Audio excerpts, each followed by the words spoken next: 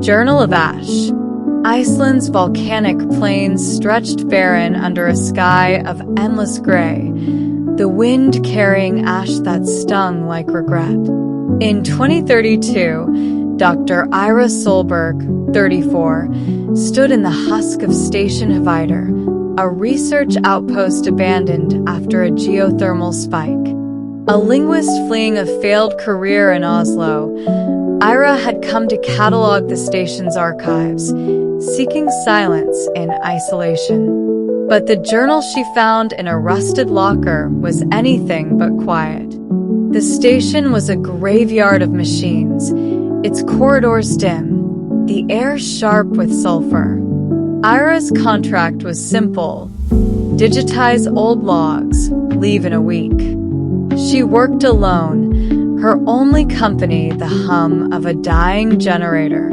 The journal, bound in cracked leather, was out of place among weather charts and seismic data. Its pages were filled with symbols, loops, slashes, a language she'd never seen. Ira, who'd cracked dead dialects for her doctorate, felt a thrill. This was no code. It was alive, shifting under her gaze. She spent hours tracing the symbols, her laptop's translation algorithms failing. By lamplight, patterns emerged, dates, coordinates, phrases like fire wakes and sky falls. One entry matched a volcanic eruption in 2029, another a quake in Japan last year. The journal wasn't recording, it was predicting. Ira's pulse raced.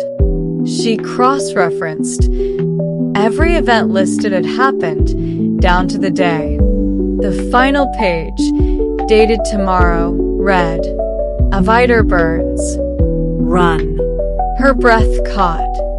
The station sensors showed no activity, but the journal's weight pressed on her. She called base camp, 80 miles away, but static drowned the line.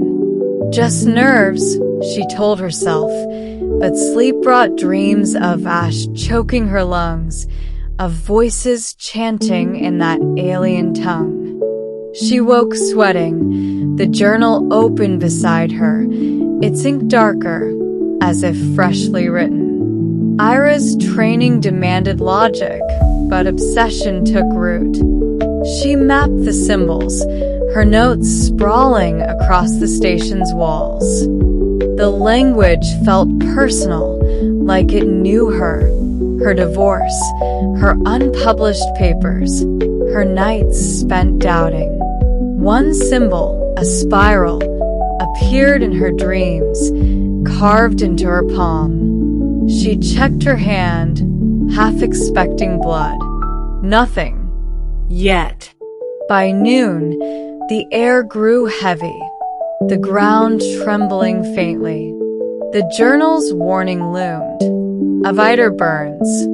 Ira scoured the station, finding a hidden panel in the lab. Inside was a device, metal, warm, etched with the journal's symbols. It hummed when she touched it, her vision blurring. A voice, not hers, whispered, "See." Images flooded her mind.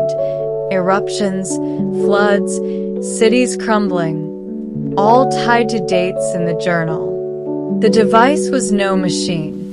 It was a conduit, its language a map of time. She stumbled back, heart hammering. The journal wasn't human. No one at Hvider could have written it. The device pulsed, and another vision hit. Ira, older, screaming as ash buried her. The voice returned, "Speak or burn." It wanted her to translate, to share its warnings. But who would believe her? She'd be labeled mad, her career ashes already. The ground shook harder, lights flickering. Ira's calm was dead, her jeep low on fuel. She could run, reach base camp, forget the journal. But the symbols burned in her mind, their truths too heavy to leave.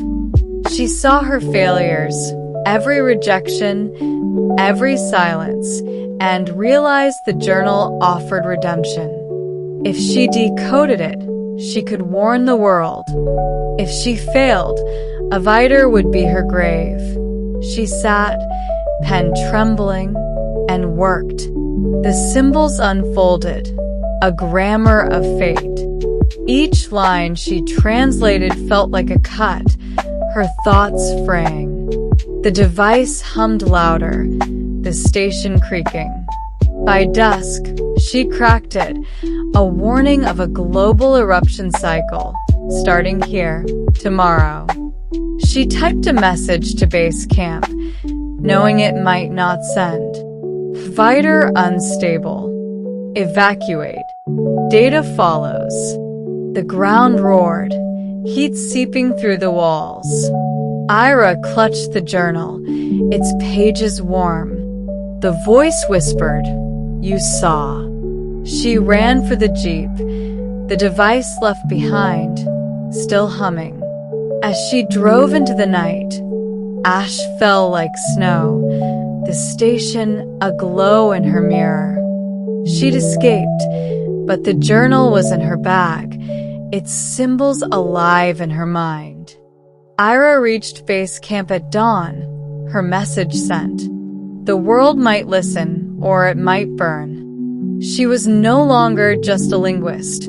She was a keeper of truths, bound to a language that wasn't hers. Thank you, amazing viewers.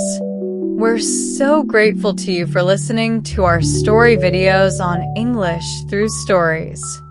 Your support for adventures like The Moth's Promise and The Bellmaker's Echo means the world to us. Keep learning English with us. More exciting stories are coming.